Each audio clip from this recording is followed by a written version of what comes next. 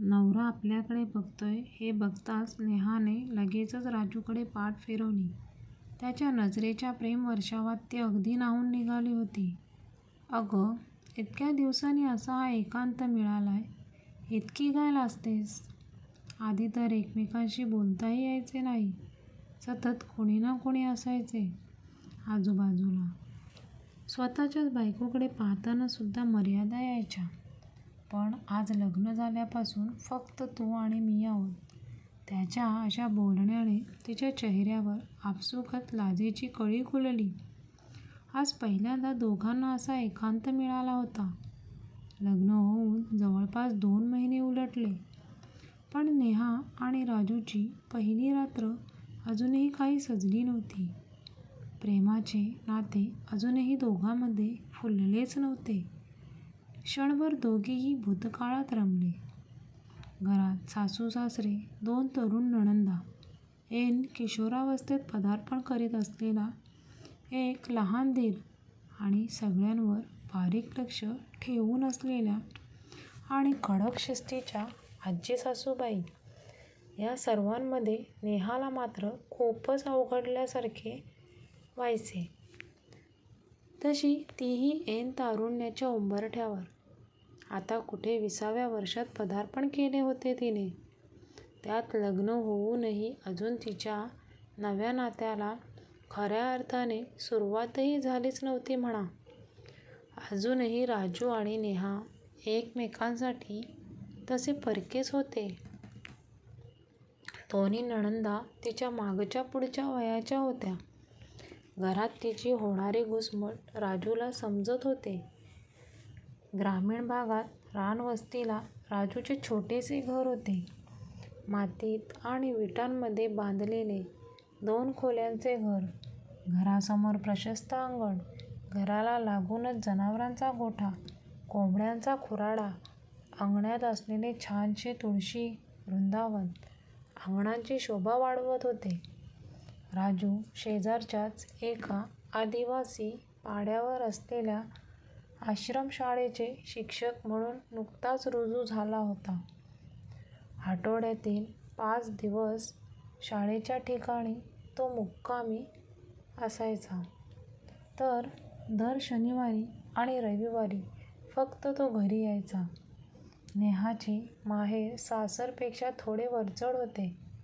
तालुक्याच्या ठिकाणी लहानाची मोठी झालेली नेहा लग्न झाल्यावर आता अशा रानवस्तीवर राहणे तिला भागच होते.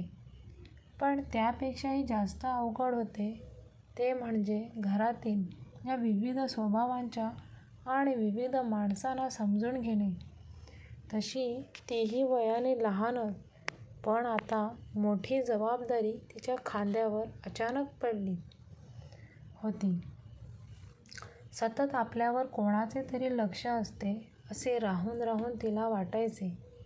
त्यामुळे अजूनही ती घरात मनमोकळेपणाने वागत नव्हती. लग्नानंतर नवरा बायकोचे नाते काय असते हेही अजून तिला नीटसे नव्हते. राजू समोर असला की आपसुकच तिचे मन भरायचे. अलगद त्याच्या कुशीत शिरावं असं खूपदा वाटायचं तिला. पण घरात सतत माणसांची वर्दळ, त्यात दीर नणंद आहे, त्या काय विचार करत असतील आपल्याबद्दल? या वयात असे नवीन जोडप्यांना समोर पाहून त्यांच्याही मनात काही ना काही सुरूच असेल ना. बाई बाई, त्यापेक्षा नकोच. त्यातच भाऊजी आता कुठे 9वीच्या वर्गात. त्यांना तर सर्व काही अभ्यासाला आहे सायन्समध्ये. आणि आजकाल तर त्यांचा सायन्सचा अभ्यास जरा जास्तच वाढला आहे. मी घरात आल्यापासून त्यांच्या हातात एकच पुस्तक दिसतं, दुसरे विषय दिसतच नाहीत.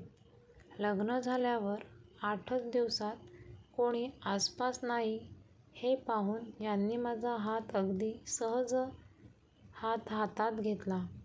तेवढ्यात सोनमताई अचानक आल्या. बापरे, त्यांच्या चेहऱ्यावरील हावभाव पाहून असे वाटले की आम्ही खूप मोठा गुन्हा केला आहे. या सगळ्या वातावरणामुळे रात्रीच्या मिठीच्या पुढे अजूनही गाडी सरकलीच नाही आणि ती सरकेल असे वाटतही नाही. नेहा विचार करण्यात एवढी मग्न झाली होती की तिच्या हातातील काम तसेच पडून होते. आजी सासूबाईंच्या ही गोष्ट लक्षात आली. "अगं ए पोरी, कुठं आहे तुझं लक्ष? जरा ध्यान जागेवर ठेवून काम कर. परातीतील गहू अजून जसंच्या तसं आहेत. आवर पटकन, नाहीतरी तिकडे गिरण बंद होईल परत. अगं ए सोने, जरा मदत कर तिला. त्यात उद्या शनिवार म्हणजे हे घरी येणार." नुसत्या विचारानेच नेहाची कळी खुलली. वहिनीला गालातल्या गालात हसताना पाहून सोनमला आणि मोनालीला कुजबुजताना नेहाने ऐकले.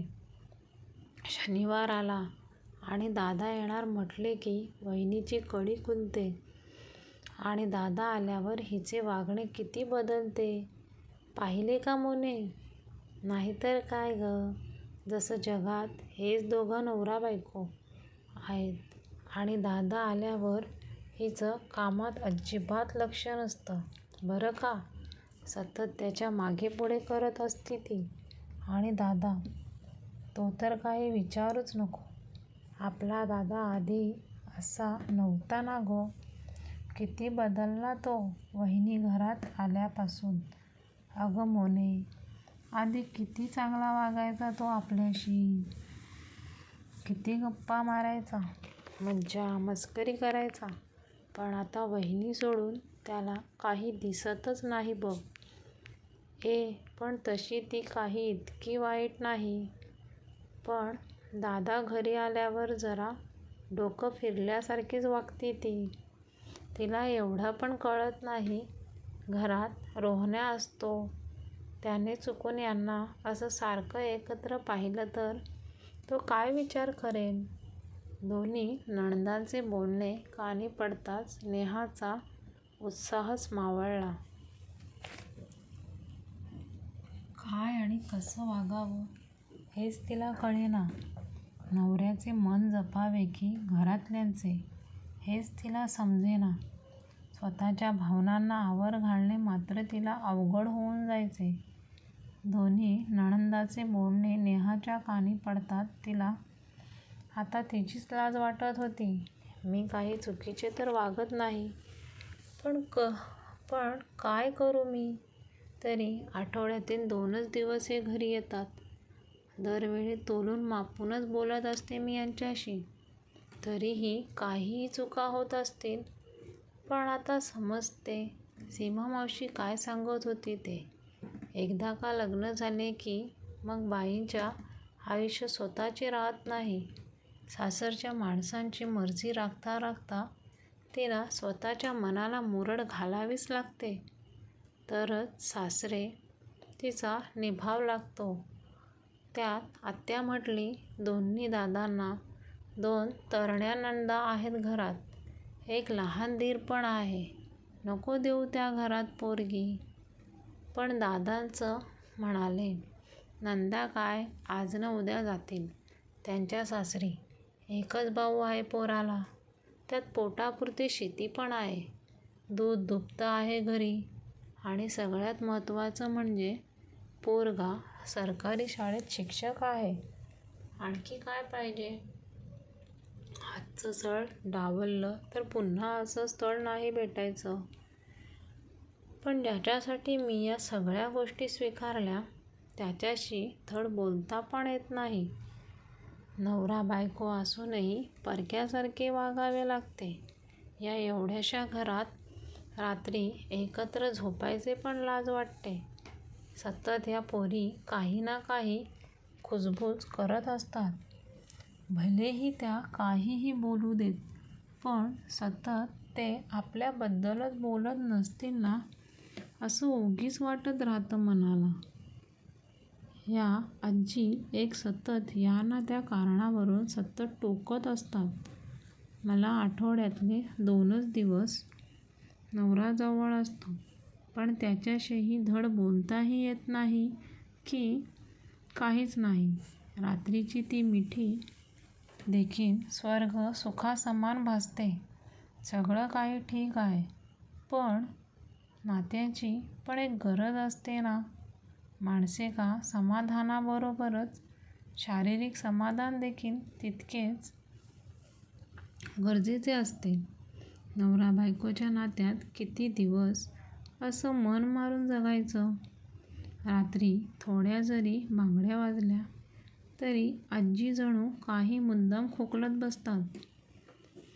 स्वयंपाकघरात झोपायचं म्हटलं तर त्याला दरवाजा नाही आणि इतर कुठे झोपायची सोय नाही. दादाने निदान घर पाहून तरी माझं लग्न करायचं, लावून द्यायचं होतं. नेहाचे खूपच घुसमट होत होते त्या घरात. कधी कोण आपल्या वागण्याचा चुकीचा अर्थ काढेल याचा काहीच नेम नव्हता. त्यातच दुसऱ्या दिवशी राजू घरी आला. बायकोला पाहून त्यालाही बरे वाटले. दोन्ही नंदा मात्र जाता येता दोघांकडे वेगळ्याच नजरेने पाहत आहेत असे राहून राहून नेहाला वाटत होते. आजी देखील जणू दोघांवर लक्ष ठेवून होती. आमच्या वेळी बाई असं काही नव्हतं. आम्हाला तर नवऱ्याच्या समोर उभा राहायचं बी सोय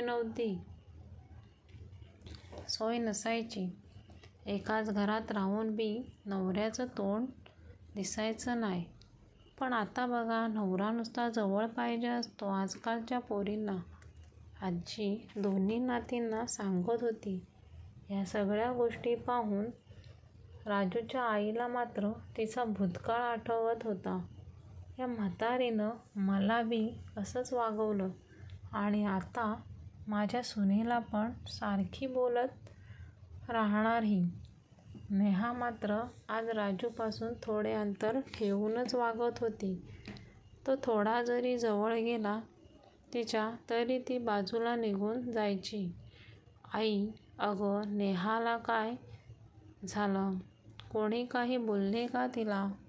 की दुखतंय काही तिचं? आता मी काय सारखी घरात बसून असते का रे बाबा? ही म्हातारीच बोलली असेल काहीतरी. त्या सोनीला आणि मोनीला पण काही नाही सांगून तिच्या बाजूने करून घेतलं म्हातारीने. पोरींना पण स्वतःची अक्कल नाही. जात्यात फक्त कॉलेजला. काय करतात त्यांचं त्यांनाच माहिती. तरी तुझ्या बापाला म्हणत होते मी, आधी यांची लग्न उरकून टाकू, मग बघ राजूच्या लग्नाचं. पण नाही, माझ्या पोरी शिकतात तर शिकू दे त्याला, असं म्हणून तुझ्या लग्नाचा घाट घातला आधी. तरी सून चांगली मिळाली म्हणून बरं, नाहीतर आपलं काही खरं नव्हतं बघ. तिला झेपेल तेवढं सगळं काम करती बघ ती. साऱ्यांशी हसून खेळून राहती. आई, अगं बायकोची बाजू नाही घेत मी, पण तिने अजूनपर्यंत मला यातील एकही गोष्ट सांगितली नाही बघ. एक सांगू राजू, तू तिकडे एखादी खोली बघ, जा तिला तुझ्यासोबत घेऊन. इथं असा घुसमटणं जगण्यापरी तिला बी ने तिकडे. या पोरींना बी कळू दे जरा. ती आल्यापासून त्या जरा मोकळ्या झाल्या. काम नको करायला म्हणतात. फक्त आजी सांगेल तेवढंच ऐकायला येतं त्यांना.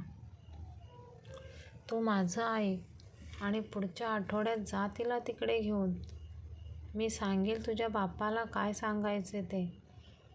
आई आपल्याला आणि आपल्या बायकोला एवढे समजून घेईल असे स्वप्नातही वाटले नव्हते राजूला. पुढील भागात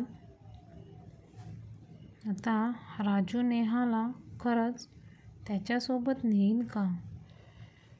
नेहाच्या आजी सासूबाई सहजासहजी तिला पाठवतील का राजूसोबत? जाणून घ्या पुढील भागात. चॅनलला नक्की सबस्क्राईब करा. थँक्यू, धन्यवाद.